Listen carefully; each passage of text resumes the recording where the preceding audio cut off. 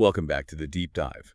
Today we're cracking open a fascinating case, really digging into the sources on this audacious, almost unbelievable robbery at the Louvre in Paris. Yeah, it's quite the story. We're talking high-value jewels, old-school nerve, but also cutting-edge forensic work that followed incredibly quickly. Exactly. Our goal here is really unpack this whole operation. We want to look at the heist itself, the historical significance of what was stolen, and crucially, how the police managed to make arrests so fast. And the stakes were, well, immense. The initial estimate puts the value at around 88 million. That's about 76 million.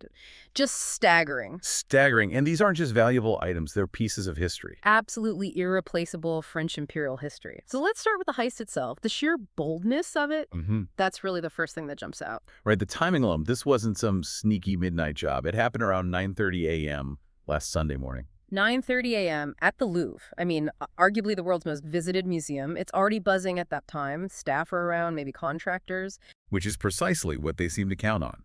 They didn't try to be invisible. They tried to look like they belonged. Exactly.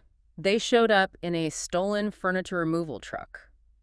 But not just any truck. No, this truck was modified, wasn't it? Yeah, it was fitted with an extending ladder and lift. Basically, they turned a moving van into their own mobile access platform, a bucket lift, essentially. Lever and the disguise. Simple but effective. High-vis vest. You see that kind of truck, people in safety gear, you just assume they're supposed to be there, right? Maintenance, contractors. Your brain just filters it out as normal. And they knew exactly where they were going. The target was the Apollo Gallery. It's on the first floor, very ornate. That's traditionally where the French crown jewels are kept. So two guys go up in the bucket lift. I mean, just picturing that.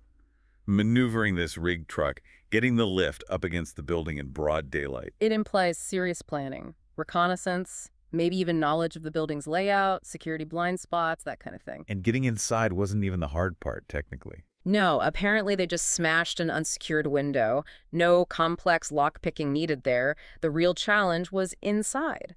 And that's where the speed comes in. They had disc cutters. You're right, powerful tools. Used them to break into 2 display cases. The coordination must have been, well, almost military in its precision. The whole thing, from the truck stopping to them fleeing, was under 7 minutes. That's incredible. It really is. And get this, the sources say the two who actually went inside the gallery were only in there for 3 minutes and 58 seconds. Less than 4 minutes. Wow. Surgical. They knew exactly what they wanted, where it was, how to get it, and the quickest way out. Any longer, and, alarms, lockdown, the risk goes way up. But even the best plans can hit a snag. They made one mistake during the getaway, didn't they? Yeah, a potentially crucial one. As they were getting away, transitioning from the truck escape route to motorbikes, the other 2 gang members were waiting on bikes, they dropped something. What was it? A crown, studded with diamonds and emeralds, just left it there on the ground as they sped off. Huh. Do we think that was panic? Or something else? Maybe a distraction? Hard to say for sure. Could be panic, fumbling during the handover to the bikes. Could be they figured it was too bulky, or maybe, a deliberate distraction. But dropping loot is usually a sign things got a bit chaotic. Either way, they still got away with 8 major pieces. Which brings us to what was actually taken. That 88 million figure is huge, but it doesn't capture the real loss. Not at all. These weren't just generic jewels. These were specific historical artifacts tied directly to, the French Empire. Symbols of power, history. Okay, let's talk specifics. One piece mentioned was a necklace.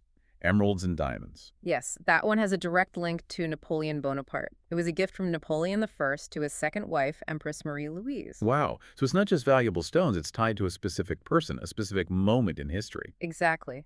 Think about the context, imperial power, dynastic marriages. That entire story is woven into the piece itself. When something like that vanishes, you lose more than just the object. And the other really standout piece? A diadem. Belonging to Empress Eugenie, the wife of Napoleon III. And this thing was, well, spectacular. Sources say it had 212 pearls and almost 2,000 diamonds. 2,000 diamonds? Yeah, an absolute icon of Second Empire style and wealth. Eugenie was a major fashion figure. This piece would have been instantly recognizable. Which makes you wonder, how could they possibly sell something like that? That's the thing. They probably can't, not intact anyway. These items are too famous, too well documented. They're essentially priceless culturally, but almost worthless on any legitimate market. Their value lies in their history. Okay, so the heist itself. Incredibly bold, surgically precise, under 7 minutes. But then the response, almost as fast.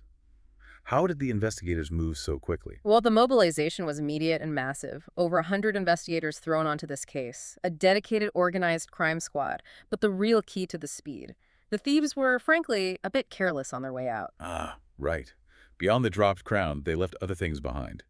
The forensic gold mine, as the sources put it. Exactly. Critical stuff.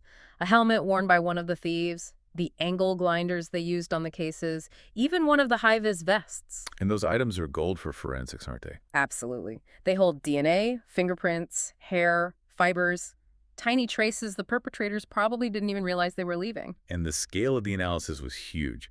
Over 150 DNA samples, fingerprints, other traces sent off. Yeah, processed in labs in Paris and nearby. It sounds like a massive undertaking, but it points to something important. Which is? How advanced the forensic databases likely are. The sources mention the suspects eventually arrested were already known to police. Ah, okay, so it wasn't like building a profile from scratch. They likely got a sample, ran it through the system. And ping. A match pops up against existing records. If they got clean DNA from, say, the helmet lining or a good print off a grinder, the match could have come back in hours, maybe even faster. Which explains why the prosecutor, Laure Beccuau, was quoted as being optimistic early on. They had solid leads. They had physical evidence pointing towards specific individuals already in their system.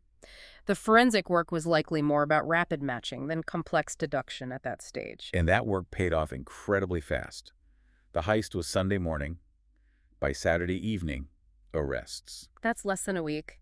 The forensic leads pointed them to two initial suspects, both men in their 30s, from Saint-Saint-Denis, that Paris suburb, and already known to the authorities. The charges. Taken into custody on suspicion of organized theft and criminal conspiracy. Standard charges for something like this. And the first arrest itself was quite dramatic, wasn't it? The timing and location. Oh, yeah. Proper police work. They nabbed the first guy around 10 p.m. Saturday night at Charles de Gaulle Airport. At the airport. Seriously. Yep. Reports suggest he was literally about to get on a plane to Algeria. Talk about cutting it fine. Wow. So the police must have been tracking him very closely, waiting for the right moment. Absolutely. They likely identified him quickly through forensics, then put surveillance on him, and moved in just before he could leave the country. The second suspect was picked up later that same night, somewhere else in the Paris area. It shows how forensics and surveillance worked hand in hand, a really integrated operation. Definitely. A high-pressure week culminating in those arrests. Now, there's a specific legal angle here in France that makes this speed even more critical, right? Yeah. Something about detention time. Yes, that's crucial context. Under French law, for serious crimes like this, suspects can be held for questioning for up to 96 hours, 4 days. 96 hours, that's it. That's the maximum before they have to be formally charged or released. It puts immense pressure on the investigators. So that 4-day window is everything. They need to use that time to solidify the case, maybe get confessions. And crucially, in a heist like this, find the loot and identify any other accomplices. Remember, there were 4 men involved in the robbery itself. Right, so 2 were arrested, but 2 are still out there, and the jewels are still missing. That 96-hour clock is ticking not just for prosecution, but for recovery. Exactly. Every single hour in that window is strategically vital. Getting those jewels back before they're broken up, recut, or disappear completely is probably the top priority. Which brings us to the leak. The arrests happened, and the news got out almost immediately, creating some tension. Yeah, a classic problem in these high-profile situations.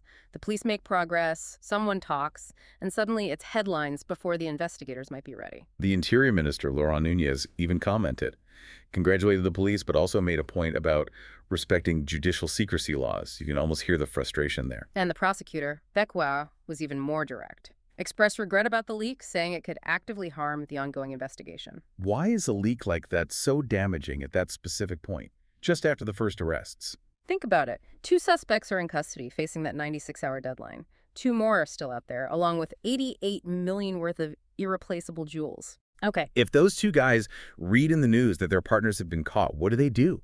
They know the police are closing in. They know there's intense pressure to find the jewels within that 96-hour window. They go deeper underground, change plans, maybe even panic and destroy the evidence, or the jewels themselves. Precisely. The leak give them a heads up. It compromises surveillance, makes it harder to track them, and drastically reduces the chance of recovering those historical artifacts intact. It basically alerts the rest of the gang. So it's this stark contrast. An incredibly efficient crime, pulled off in minutes, seemingly undone by equally rapid forensic work focusing on tiny mistakes. Yeah, the whole thing hinged on that contrast. Yeah. The appearance of perfect planning versus the reality of leaving behind just enough trace evidence for modern science to grab onto. A tiny thread of DNA potentially unraveling the whole thing. But as you said, it's not over. 2 suspects at large, priceless history still missing. And that question of the missing jewels really hangs over everything, especially with that 96-hour legal pressure cooker. It really puts you in the investigator's shoes. You have this incredibly short window. Your main goal isn't just putting people in jail, it's getting back items of immense cultural value. Which leads to a really interesting thought for you, the listener. When you're dealing with something like the stolen history, a ticking clock, what's more important in that immediate aftermath? Is it getting the news of the arrest out quickly, showing progress? Or is it maintaining absolute secrecy, even if it means delaying public confirmation, to maximize the chance of actually recovering the items and catching everyone involved? Speed versus secrecy. Justice versus preservation. It's a tough balance. A real tightrope walk for the authorities involved. We'll definitely be keeping an eye on how this develops. Absolutely. Well, that's our deep dive for today. Thanks for joining us. See you next time.